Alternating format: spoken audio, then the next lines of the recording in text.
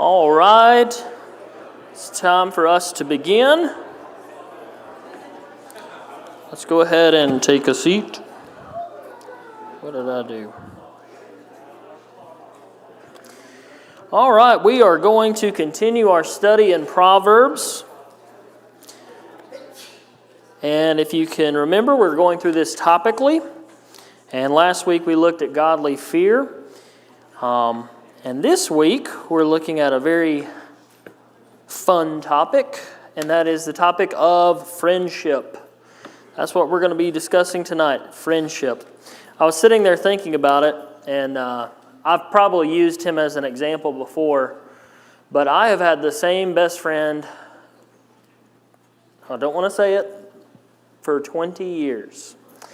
I know that seems so weird because I don't seem like I'm that old. And I'm not that old. You're old. I'm not. No, I'm just kidding. But I was sitting there thinking about it, and I was like, no, we've been friends for 20 years. I've had the same best friend. We had a small friend group, just two guys, three of us all together.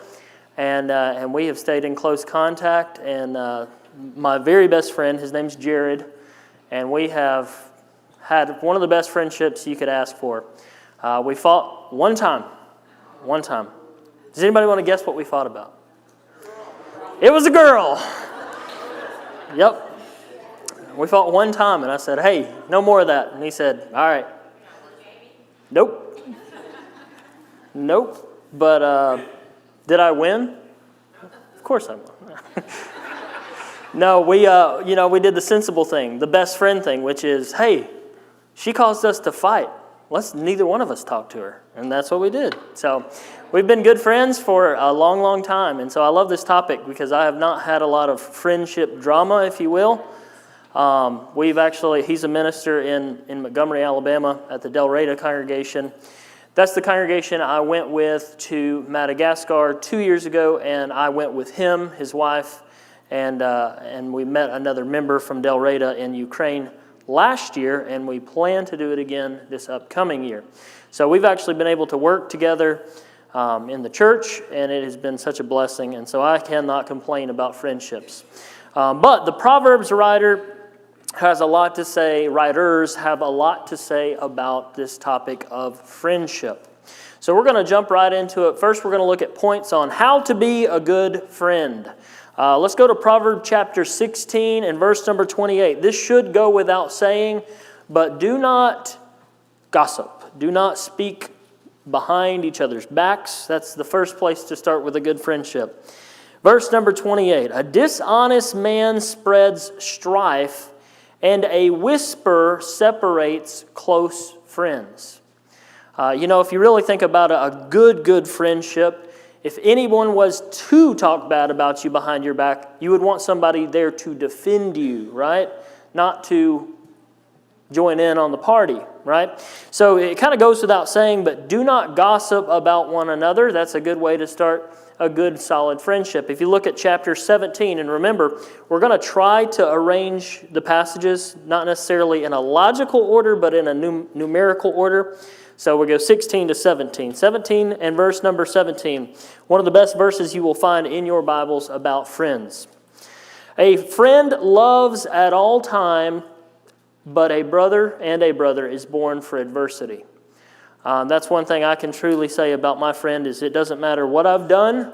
At the end of the day, he loves my soul. And that's the most important thing. Now, that being said, does that mean that we are always supportive of all the decisions that our friends make? No, absolutely not.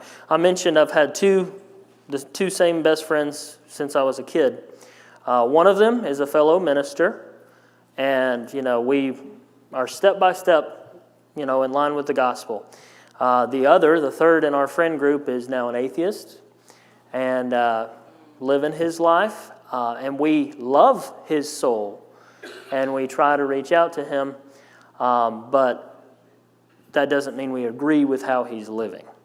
And that's a hard thing to do, but that's the true friend thing to do, is to love someone to the point where you can disagree with them and you can disagree with how they're handling a situation, and you can make that known, and it's your responsibility to make that known, but you still have a love for their soul. In fact, we've been going through Galatians with the kids, and that's how Paul felt a lot about the Galatians. Have I become your enemy now that I have to tell you the truth? He says in the book of Galatians, there was a time when you would gouge out your eyes for me. You would do anything for me, and I would do anything for you. He mentions being in the pains of childbirth because of them. He felt deeply towards the congregations in the region of Galatia. He felt deeply towards the Romans. If you go to Romans chapter 10, verses 1 and 2. Brethren, my prayer to God and heart's desire is that Israel might be saved, for I bear them record that they have a zeal of God, but not according to knowledge. His heart's desire was that the Romans be saved. He felt deeply about the Corinthians. But the loving friend thing to do is to love their souls, but you can disagree with their actions. Those two are not the same thing. And that's hard sometimes because we want to support our friends and we want to love our friends, but sometimes loving our friends means prioritizing their soul. But nevertheless, Proverbs 17:17, a friend loves at all times. That love will look a little different in different scenarios like we just talked about. Sometimes that's a tough love, but it's still a love. All right, let's go down to the next section, to be loyal. Be loyal to our friends. Let's go to Proverbs chapter 18 and verse number 24. A man of many companions may come to ruin, but there is a friend who sticks closer than a brother. It's fun to be popular, right? But sometimes that's not the best thing for us. A lot of times popularity comes with a lot of heartache and trouble in the future. And so sometimes it's good to keep a small, tight-knit group of people that you are loyal to and they are loyal to you. How many people traveled all the time with Jesus? Just the 12, right? There was many crowds of people constantly following Christ.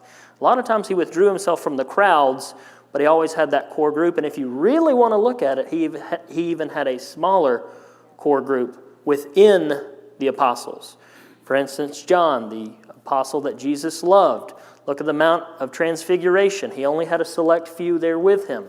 So Jesus knew who to keep closest to him. Not saying that you can't be close with everyone, but sometimes we have to have people that are closer to us. Why? Because they're loyal. They're loyal to us and we're loyal to them. And again, being loyal does not mean being loyal to a fault. There are times where we have to show that tough love that we talked about. But being loyal just means being there for one another. Being honest. Proverb 27, 5 and 6. Proverb 27, 5 and 6.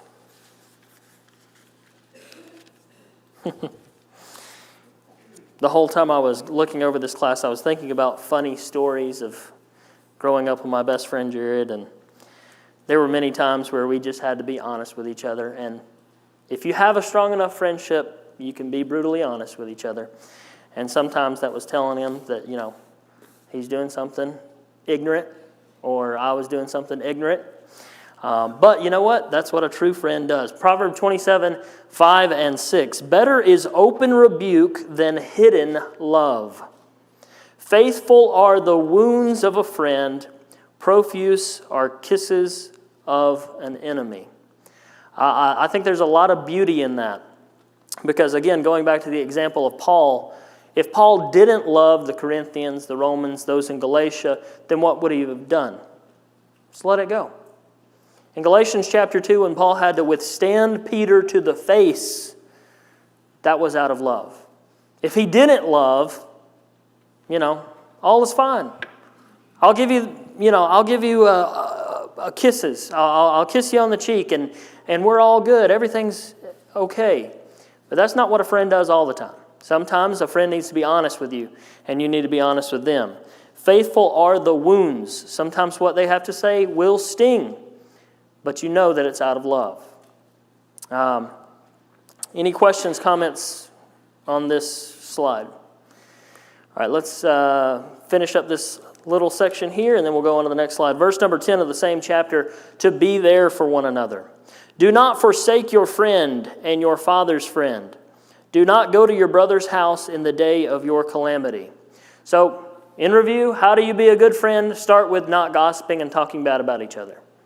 Be loving at all times, even if that means hurting feelings, but loving the soul or prioritizing the soul. Being loyal, being there for each other, being honest, and being a support system. All right, let's look at the importance of friendships. All right, let's go over to chapter 27, which you should still already be open to. Look at verse number 9. Advice and counsel. Oil and perfume make the heart glad, and the sweetness of a friend comes from his earnest counsel. Advice. It's very important to have good people around you that you can talk to, bounce ideas off of each other. And I know, not everybody sees every side of ministry, but there's a lot of times in my ministry and in his ministry, we've had to talk to each other for advice. Everybody's pretty familiar with Polishing the Pulpit, that program. That started from a group of preacher friends meeting together to talk about things. Just say, hey, I have this problem that we're dealing with in our area of the country, and maybe this false doctrine is coming up in this area, and that's how they really started Polishing the Pulpit, was just friends getting together and bouncing ideas off of each other. And I cannot tell you how valuable that has been in my personal life throughout my ministry, whether it was here or the congregation I started at. There's been many times where I have called him late night. It can be 2 or 3 in the morning, and we'll just go outside and just talk and iron things out. And he'll call me with a problem that's going on in the congregations where he's worked, and something that's bothering him, or something he needs advice on. Doesn't mean that our advice is always perfect, but it's the fact that you have somebody to talk to. I'm reminded of Paul and Silas in prison. What were they doing in prison? They were singing. Now, you take one of those out of the prison cell, would they be singing still? I don't know, maybe. But the idea that you're bouncing off of each other, one hand washes the other, you're encouraging one another, you have advice, you have counsel, somebody that can share your burdens and carry things with you, that you don't have to do it alone. That's why the apostles were sent out in twos, right? Because they were there for one another. They had someone to lean on, which we'll get into some more verses about that. Somebody say something? 2 is stronger than 1. 2 is stronger than 1, absolutely. We're getting there. Ecclesiastes. Proverbs chapter 13. So we tried to put some of these in a more logical order, but we'll back up to chapter 13 and verse number 20. Whoever walks with the wise becomes wise, but the companion of fools will suffer harm. One of the strongest things we can take from a friendship is our own character. I've seen videos from the secular world, the business world, and people say all the time, show me your friends and I'll show you your future, right? If you show me your friend group, I can show you your future. And if you're hanging around a bunch of lowlifes and a bunch of people who are not reverent, a bunch of people who are unrighteous, that might say something about our own personal character. And the Proverbs writer told us that. If you want to be wise, walk with the wise. One of my favorite teachers from our Bible camp growing up, he always said, if you want to be a better singer at church, sit behind somebody who sings really well. Sit behind somebody that sings really well and try to mimic them, try to learn from them, take cues from them, and that might help you. It's the same thing with our behavior, with the way we act, with the way we walk, with the way we talk. We mentioned a moment ago, Galatians chapter 2, when Peter would not eat with the Gentiles when the Jews walked in the room. He was influenced by those around him. And the whole book of Galatians is dealing with that. You have people that are influencing the church there because they had some pull. But 1 Corinthians 15:33, one of my favorite verses, be not deceived, evil communications corrupts good morals or manners, as some versions will say. I think that there is so much wisdom in the first line of that verse. Be not deceived. Why?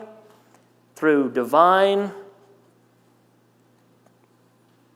preservation did the Holy Spirit see it fit to keep those words, be not deceived.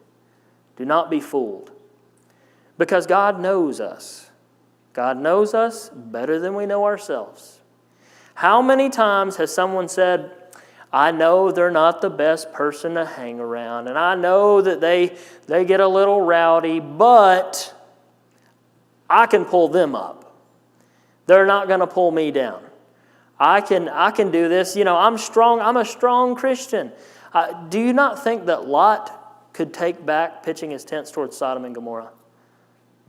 I mean, if you fast forward, if you go to that split decision where Abraham says, okay, we're going to split this land up. You choose where you want.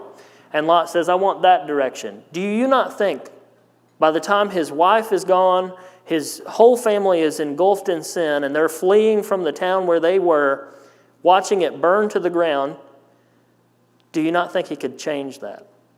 Of course he would. See, it's much easier to pull someone down than it is up.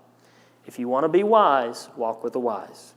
If you want to be foolish, walk with the foolish. Sometimes the foolish are good friends in the secular sense.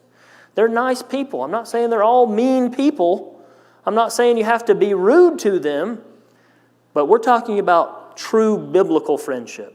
Having an understanding that I want the best for your soul and you want the best for my soul. And sometimes that means if you're not acting right, I can't be around you. It's kind of the whole premise behind church discipline, right? Actually, let's go over to 1 Corinthians chapter 5, since we're on that topic. 1 Corinthians chapter 5, and this is not on the screen.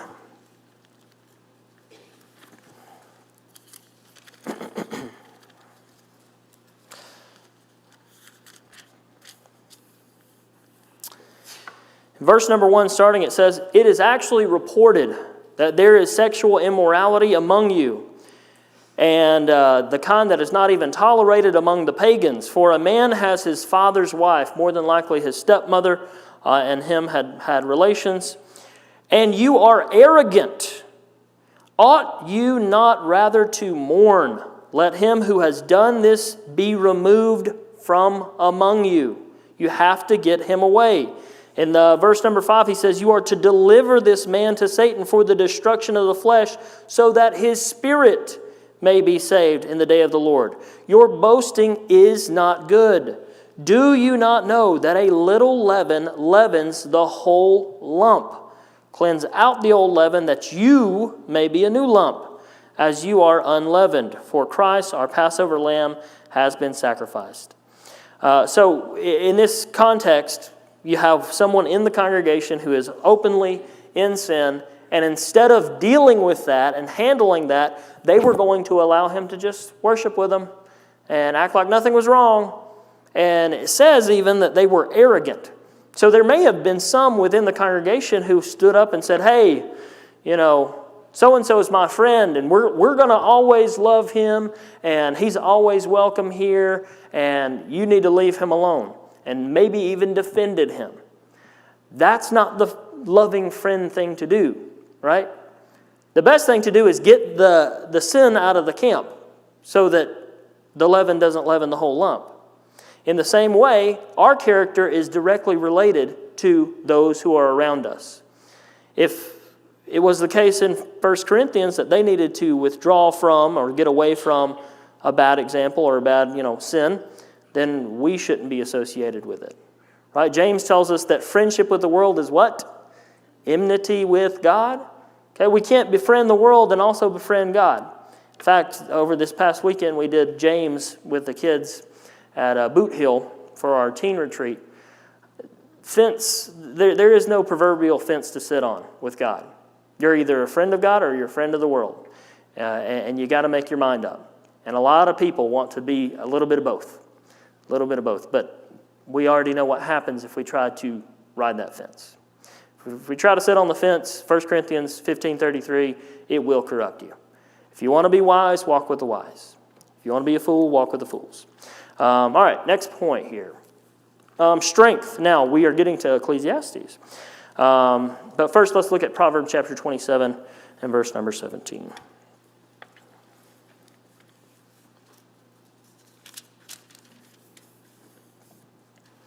Iron sharpens iron, and one man sharpens another. Again, I have many, many stories and examples I could go back to in my personal life of times where I have needed encouragement and strength and advice and counsel from those that I'm closest to, and it has been such a blessing. Now, Ecclesiastes chapter 4, and we're going to look at verses 9, 10, and then we can drop down to verse 12.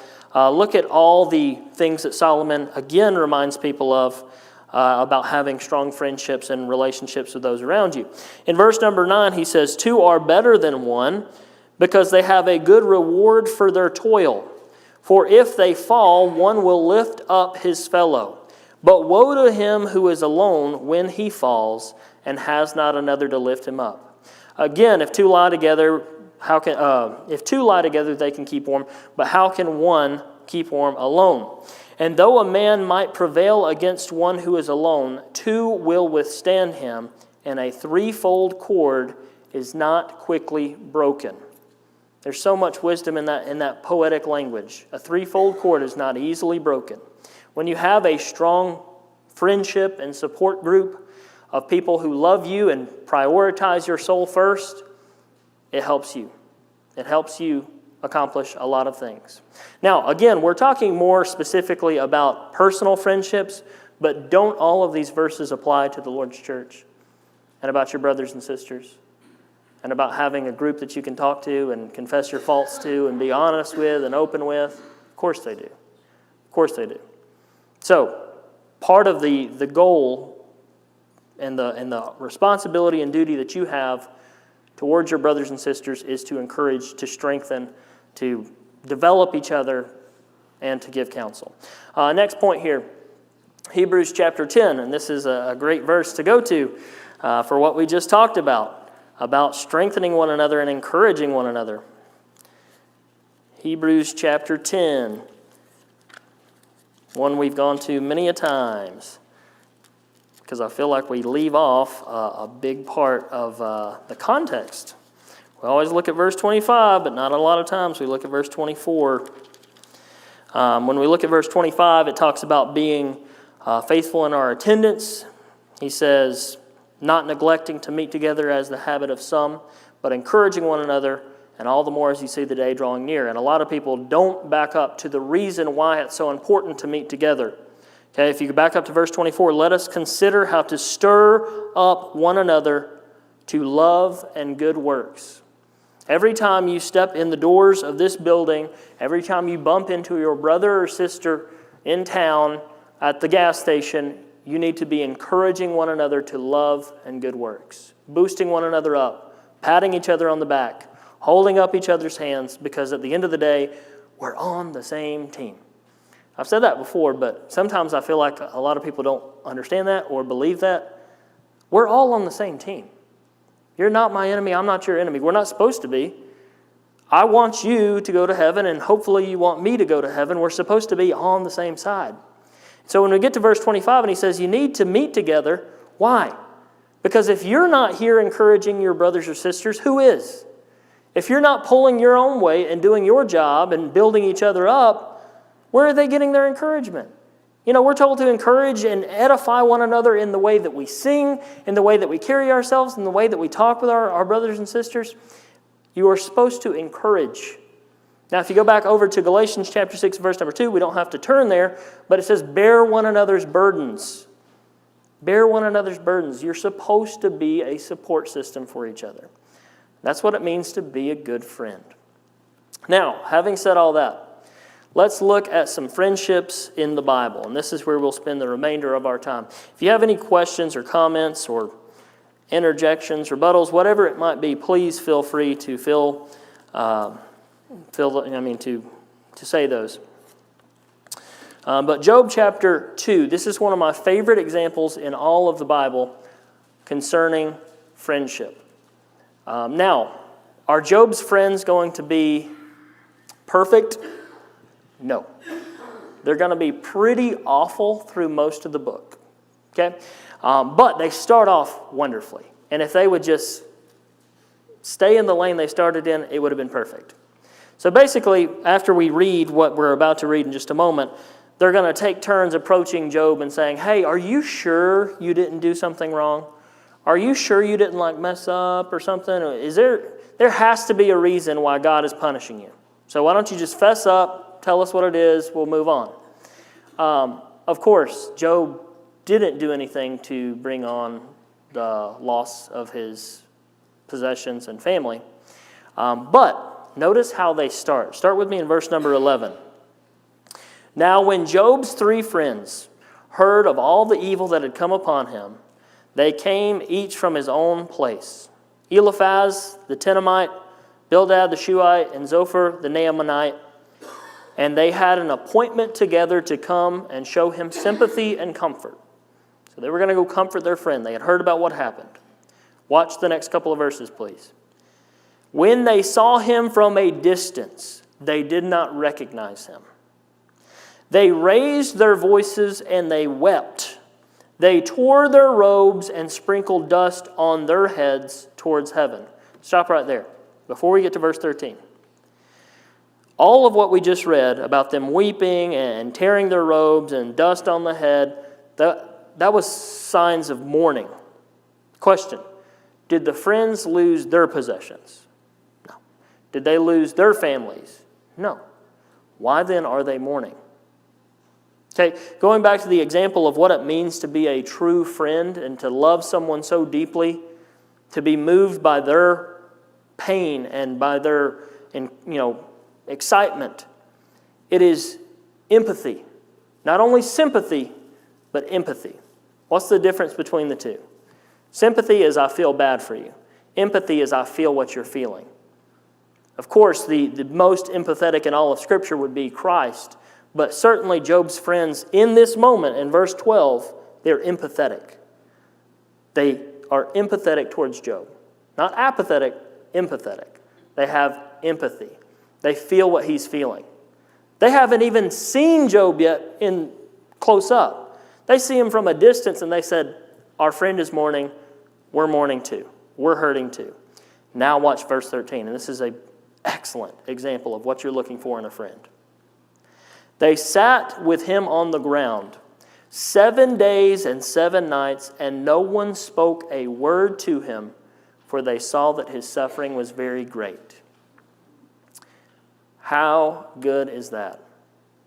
Have you ever been with someone who is mourning the loss of a loved one or maybe the loss of something precious to them? Sometimes the best thing you can do is say nothing. And it's not to interject. One of our classes that we had in school was about psychology and about dealing with people who are hurting. And one of my teachers always said, never get in the pit. And what he meant by that was if someone is hurting, don't try to out-hurt someone. Don't try to get in there with them and say, oh, you lost such and such. Well, I also lost such and such. And of course, one of my teachers said sometimes he would go to the hospital to visit someone who was, had an illness. And he said, please, please, please don't ever walk in the hospital room and say, oh, you have such and such? Yeah, my uncle died from that. Watch what you say. Watch what you say. But going back to that idea of sometimes the best thing you can do is to just be there physically and to not say anything. Now, I know this is a stretch, but do you have anyone in your life that you would sit on the ground for 7 days and 7 nights and say not a word? I mean, after a couple of hours, you want to say, well, all right, let's get you up. Why don't you get a shower? Why don't you put some new clothes on? Why don't we go and try to perk up? That's not what they did. They just sat there. They let him do his thing. They let him go through his mourning process. They were mourning as well. They had sackcloth and ashes. They had tore their robes, just like he did. But they just said nothing. That is very precious. Yes, sir. I think part of the reason we see this, and it's hard for us to understand how they could do that, is because of the culture that they were in. That long period of mourning and doing that for others, I think, was more the norm than what we have today. We're this fast-paced, man, we got to fix it, get it done, get it over, get it on. That's not how they worked back then. It was different. But just being able to be there next to somebody, I know in my own personal experience,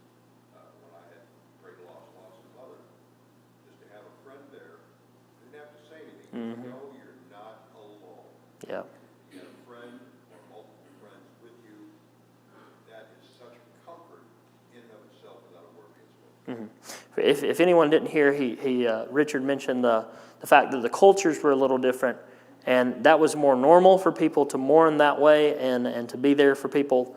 And I know we live in a more fast-paced environment, but still, even in our own way and culture, and I don't want to speak, above my pay grade, but if you are mourning the loss of someone very close to you and very dear to you, a lot of times the funeral is not the hard part.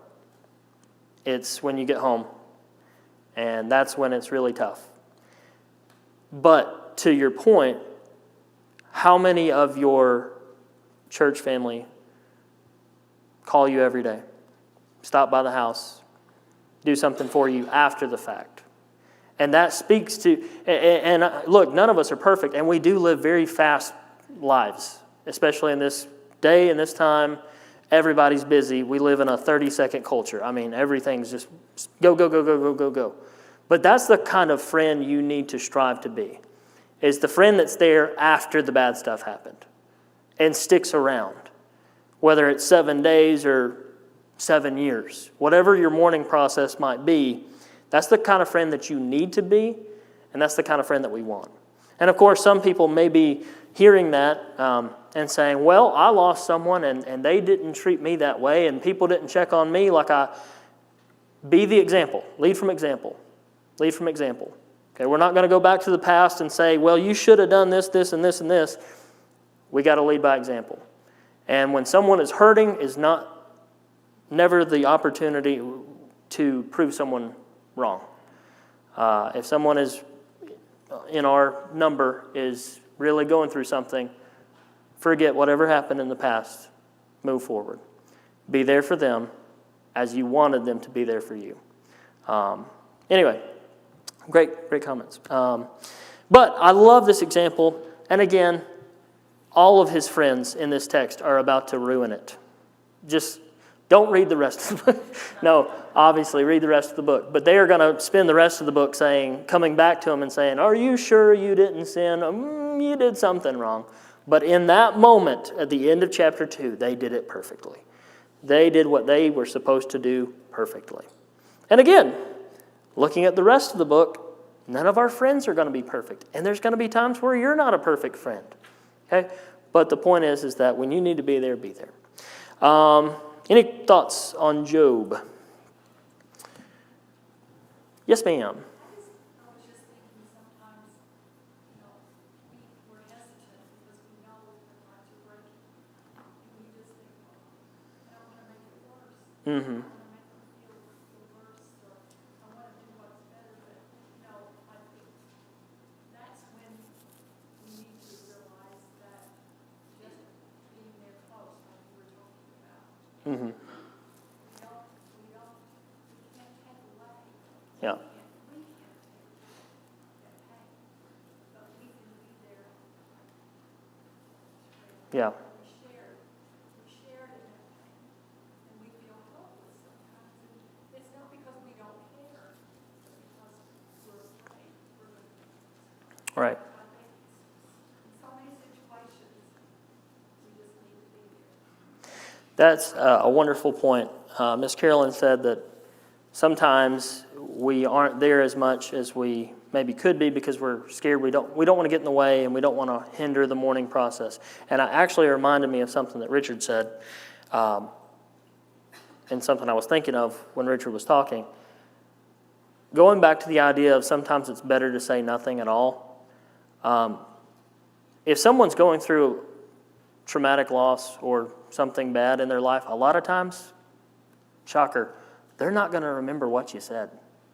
They won't remember a thing you said. And look, we love to cook for people, and that is perfect, and that's awesome, but they won't remember what casserole you made. They will remember that you were there. Even if it was just there for a minute, they'll remember that you were there, not the conversations you had. You can sit there and talk to them for hours and hours and hours, and they might hear ringing in their ears, but they know that you were beside them when they needed you. So that's a great point, that sometimes we feel like we are intruding, but sometimes, and look, I'm very private. I would not be the one to tell you that I needed a hand to hold or whatever. But sometimes you just got to interject and just be there. Sometimes when somebody's going through something extremely difficult and we don't really know what to say, I think a good thing is to ask them what they would like us to pray for them. Mm-hmm. And some of those, some of the things they share there might be surprising to us. Oh, yeah. Might impact our thinking. Right. Because sometimes what we think people need might not be what they actually really need. And so sometimes asking them something simple like, what is the best thing for me to pray for you right now? What is the hardest thing about this? And letting them kind of go through that by themselves. That's a really good point. I also wanted to mention one other thing. I was just by happenstance, I was listening to a podcast today, and it was a non-related podcast about something completely different.